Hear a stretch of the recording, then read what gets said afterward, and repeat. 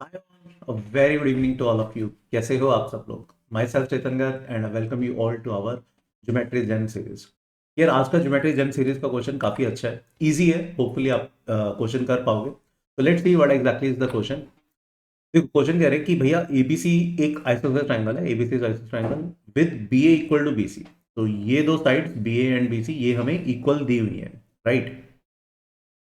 Further कह रहे हैं C D E F is a square. C D E F square है and we need to prove that EG is equal to two R. EG जैसा कि आप देख सकते हो ये साइड है and R, two R basically इस सर्कल का, ग्रीन सर्कल का डायमीटर है. और ये सर्कल क्या है?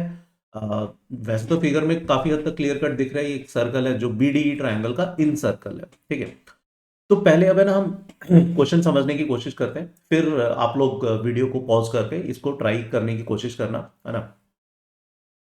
तो पहले तो कोई भी एक आइसोसेलेस ट्रायंगल है जिसमें दो साइड्स इक्वल है, बी ए और बी सी, ठीक है, ये समझ में आता है. और सी डी ई एफ एक स्क्वायर है. तो पहले तो अब ये समझने की कोशिश करो, अगर मान लो मैंने कोई भी एक आइसोसेलेस ट्रायंगल बना दी. इस क्वेश्चन को ना थोड़ा सा वैलिडेट करने की कोशिश करो. मान लो मैंने B A equal to B C कर भी दिया. तो क्या सी डी ई एफ एक यूनिक स्क्वायर बनेगा या काफी सारे बनेंगे? जैसे मान लो मैंने डी यहां लिया, परपेंडिकुलर ड्रॉप करूंगा और सी डी लेंथ जितना, तो ऑब्वियसली ये वाला पॉइंट मेरा ए बी तक नहीं पहुंचा. थोड़ा मैं आगे करता हूं तो ये थोड़ा सा पॉइंट थोड़ा और आगे जा पाएगा, है ना. थोड़ा और डी पॉइंट को आगे लेकर जाऊंगा तो मोस्ट लाइकली एक ऐसा पॉइंट आएगा जब ये जो परपेंडिकुलर डी लेंथ बन रही है, ई पॉइंट फिर आपका इस पर आ जाए. समझ में आ रहा है ये चीज? ठीक है, मेक सेंस ये चीज क्लियर है. और अब अगर ये ई पॉइंट मेरे को यूनिकली निकालना है तो आप कैसे निकालोगे? मान लो हमें, अब देखो ये सब चीजें ना आपको क्वेश्चन में वैलिडेट आपको करनी चाहिए. अब डी पॉइंट यूनिकली कैसे निकालोगे? देखो इतना मुझे दिख रहा है कि ये जो एंगल होगा ये 45 डिग्री होगा. तो मैं बीसी से एक 45 डिग्री एंगल पे मैंने एक लाइन खींची, ठीक है. ये जहां पर भी ए बी को कट करेगा, दिस इज माई पॉइंट ई.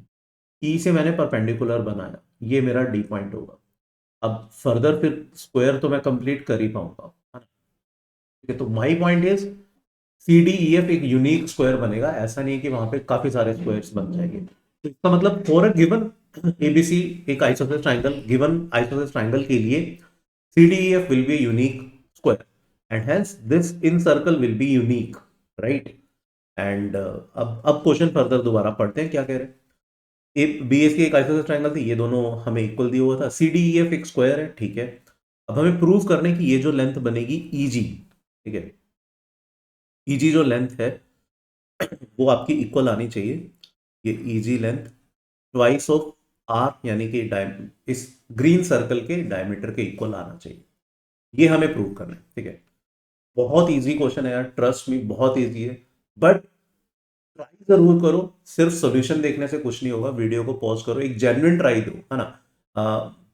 मैं अभी सॉल्यूशन के साथ प्रोसीड कर रहा हूँ. आई आई अज्यूम कि आप इसको ट्राई करने के बाद ही, और अगर नहीं हुआ तो ही सॉल्यूशन देख रहे हो.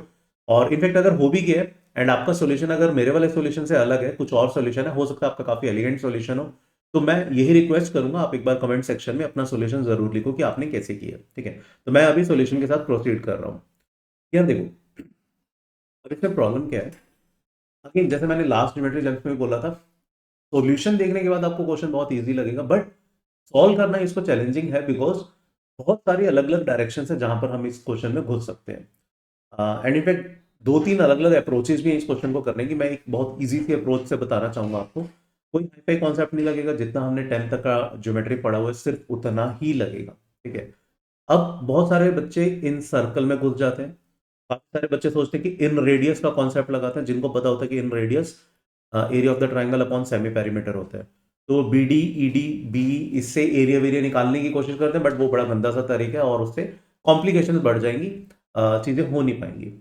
अब जो गिवन इंफॉर्मेशन है उससे पहले हम कोशिश करते हैं कि क्या क्या डिकोड कर सकते हैं. बी ए भी इक्वल टू बी सी है ना. तो ये वाला एंगल थीटा ये इसके इक्वल होगा. But D C D E F ये स्क्वायर था.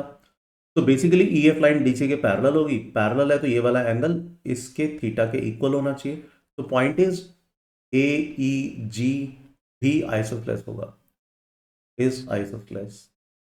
इसकी तरफ मैं क्यों गया? क्योंकि मुझे ई जी चाहिए था. अब इजी तो थोड़ा मुश्किल सा है, बट एई अब आसान है ना। अब एईजी आइसोसेलेस है with E equal to EG, तो ईजी की जगह शायद मैं ई प्रूव कर दूं तो वो भी एक ही बात पड़ेगी। तो प्रैक्टिकली अब हमें क्या प्रूव करना हो गया, शायद अगर हम ये प्रूव कर पाए तो शायद हमारा काम बन जाएगा कि ई ए इज 2R, और वहां से मैं ये कंक्लूड कर पाऊंगा बिकॉज ई ए और ईजी ये दोनों तो बराबर हैं। ठीक है, अब ये इसके इक्वल है, ये कैसे प्रूव करें, देखो अब इसको आराम से समझते हैं। हम सिर्फ यूज करते हैं कहानी। शायद आपको एक चीज पता होगी कि अगर कोई भी एक्सटीरियर एंगल है, सर्कल है, ठीक है, सर्कल पर लेट्स से ये सर्कल है, ठीक है, सर्कल पर कोई एक्सटीरियर पॉइंट है लेट्स से पी, तो एक्सटीरियर पॉइंट से अगर हम टेंजेंट्स बनाते हैं तो लेंथ ऑफ टेंजेंट इक्वल होती है ना। तो this P A is equal to P B, ये होपफुली सबको पता होगा, पता होना चाहिए, ये बहुत स्टैंडर्ड सा कॉन्सेप्ट है 10th के ज्योमेट्री में। बस अब इसी चीज को हम यूज करते हैं। क्या मैं बोल सकता हूँ, लेट्स से ये पॉइंट है पी, ये पॉइंट है let's say Q, point of contact, and let's say this point is, ठीक है। पहली बात तो ये 90 डिग्री होगा, इसको परपेंडिकुलर ड्रॉप किया, ये भी 90 डिग्री होगा, ये आर है, ये आर है, तो और let's say this is O, तो O Q D M, O Q D M आपको स्क्वायर दिखना चाहिए, ओ क्यू डी एम, ये स्क्वायर है तो इसका मतलब ये वाली साइड भी आर, ये वाली साइड भी आर, ठीक है। बी, बी पॉइंट से दो टेंजेंट बनाए तो BP equal to B Q, इसको मैंने एक्स मान लिया तो बी क्यू भी क्या होगा, एक्स, ठीक है। ई पॉइंट से इस ग्रीन सर्कल पर ईपी और ईएम एक्सटर्नल टेंजेंट्स हैं, ईपी और ईएम बराबर होने चाहिए, ईपी को मैंने वाई मान लिया तो ईएम भी वाई होगा। ये बात समझ में आ रहा है, ठीक है। अब देखो, अब B A C isosceles triangle था, तो A B is equal to B C, A B क्या है, ए बी को मैं ब्रेक कर सकता हूं, A B is A plus PE plus PB, ये मेरा ए था, मेक सेंस। और बीसी क्या है, BC is B Q plus Q D plus D C, ये मेरा बीसी था। यहां तक समझ में आना चाहिए, इसमें कोई भी कंफ्यूजन नहीं होनी चाहिए, ये सबको क्लियर होना चाहिए। अब देखो पीई वाई है ना, तो ए ई प्लस पीई की जगह हमने वाई लिख दिया, पीबी है हमारा एक्स, बी क्यू क्या है, बी क्यू भी है एक्स, क्यू डी क्या है, क्यू डी है आर, और डीसी है, डीसी तो डीसी है, इसको अच्छा स्क्वायर है तो डीसी, चलो डीसी रखते हैं। अब देखो, क्या ऑब्वियसली ये एक्स और ये वाला एक्स कैंसिल आउट हो गया, ईएम, जो ईएम है जो कि वाई के इक्वल था, क्या मैं बोल सकता हूँ EM is nothing but E D minus M D, and E D is same as D C, and M D is nothing but radius R. तो ईएम जो कि वाई के इक्वल था, ईएम की जगह यानी वाई की जगह what we can write DC minus R, DC minus R that is equal to R plus DC, obviously DC DC खत्म हो रहे हैं, तो ए ई किसके इक्वल आ गया, माइनस आर को उधर लेकर जाओगे तो दैट विल बिकम 2R, और ए ई क्या था मेरा, ए ई वॉज इक्वल टू ई जी, तो 2R इज इक्वल्स टू ई जी, यही हमें प्रूव करना था, ठीक है। तो यार अब देखो, बहुत इजी क्वेश्चन था ये, मैं ये नहीं कह रहा कि ये आरएमओ लेवल का क्वेश्चन है, मैं बिल्कुल भी नहीं कह रहा, इजी क्वेश्चन है ये। इनफैक्ट आईयूक्यू में 2 मार्क्स या मैक्सिमम 3 मार्क्स का क्वेश्चन बनेगा, बट ये अच्छा क्वेश्चन है। अच्छा क्वेश्चन किस लिए, अच्छा क्वेश्चन इसलिए बिकॉज ये चीज अप्लाई करना ऑब्वियस नहीं था, ठीक है।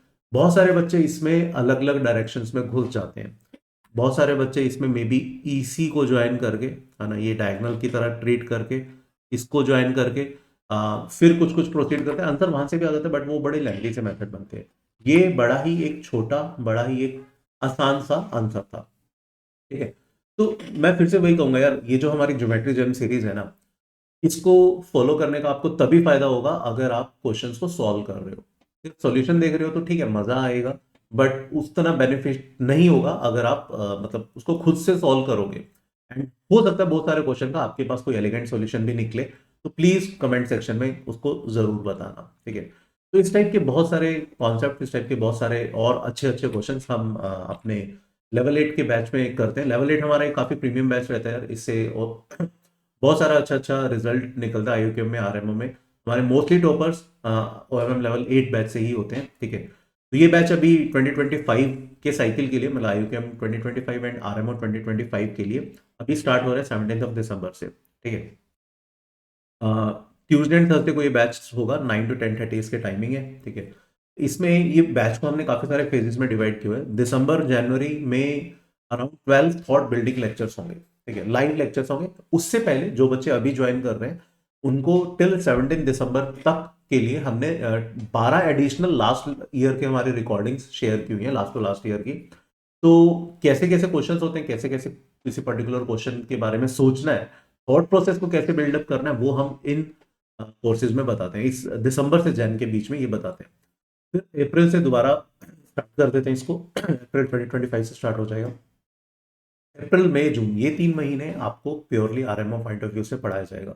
मतलब सेशन जो होंगे वो भी सब्जेक्टिव इन नेचर होंगे, कोई क्विज वगैरह खास नहीं होगा। क्वेश्चंस होंगे, थॉट्स के ऊपर ध्यान दिया जाएगा। क्वेश्चन कैसे करना है, कैसे थॉट्स जनरेट करनी है, क्या कॉन्सेप्ट है, क्या थ्योरी है, क्या चीज़ें यूज होती हैं, वो सारी चीज़ें की जाएंगी। असाइनमेंट सब्जेक्टिव होंगे, जो भी आपके टेस्ट होंगे वो भी आरएमओ लेवल के सब्जेक्टिव इन नेचर होंगे। फिर जुलाई और अगस्त आपकी आईयूक्यूएम की रिफाइनमेंट की जाएगी, बिकॉज आईयूक्यूएम में एक अच्छा स्कोर करना इंपॉर्टेंट है। इसमें ऑलमोस्ट सभी बच्चे आईयूक्यूएम में बहुत अच्छा अच्छा स्कोर लेकर आए हुए होते हैं। बहुत सारे बच्चे ऐसे होते हैं जो 50-60 मार्क्स वाले भी होते हैं आईयूक्यूएम में। तो उसी स्कोर को मेंटेन करना, उसको और रिफाइन करना, हम ये जुलाई से अगस्त वाले मंथ में करते हैं। फिर सितंबर से अक्टूबर में जस्ट आफ्टर आईयूक्यूएम का एग्जाम होने के नेक्स्ट डे बाद ये बैच दोबारा से रिज्यूम हो जाता है आरएमओ की रिफाइनमेंट के लिए। तो सितंबर से अक्टूबर में आरएमओ की रिफाइनमेंट की जाती है। अक्टूबर में एक और एडिशनल टू दिस बैच एक आरएमओ कैंप रहता है जिसमें अक्रॉस इंडिया से बच्चे होंगे, है ना। तो उन बच्चों के साथ भी compete करने का मौका मिलेगा। एंड नवंबर जनवरी में फिर से इनमो के सेशंस होंगे जो बच्चे क्लियर करते हैं उनके लिए, ठीक है। तो ये एक रिस्ट्रिक्टेड बैच होता है, ऐसा नहीं कि anyone can by this course, है ना। दीज आर द बेसिकली इन्हें इंटरनल और एक्सटर्नल स्टूडेंट में बांटा हुआ है। जो एक्सटर्नल स्टूडेंट्स हैं और जिनका स्कोर 39 या उससे ज्यादा है, तो उनको फुल स्कॉलरशिप मिलेगी। They do not need to pay anything. All they need to do is just fill up the Google form जो नीचे डिस्क्रिप्शन में दिए हुए हैं। सिमिलरली इंटरनल बच्चे जिनका स्कोर 39 या उससे ज्यादा है, उनके लिए भी ये फुल स्कॉलरशिप रहती है, ठीक है। तो उनको भी कुछ भी पे नहीं करना है इस बैच में एनरोल करने के लिए, right. Now coming back to internal student जिनका स्कोर 38 से कम है। अब कौन से स्टूडेंट्स इंटरनल है? वो स्टूडेंट जो इनमें से किसी भी बैच में थे, ठीक है, उनके लिए कोर्स सिर्फ 8500 के। एक्सटर्नल स्टूडेंट जिनका स्कोर 30 to 38 की विंडो में था आईयूक्यूएम में स्कोर, उनके लिए इंटरनल स्टूडेंट्स के प्राइस पे रहेगा बैच। एंड जिनका स्कोर 15 से अबव है उनका स्कोर 15,000, उनको ये बैच 15,000 में रहेगा, राइट।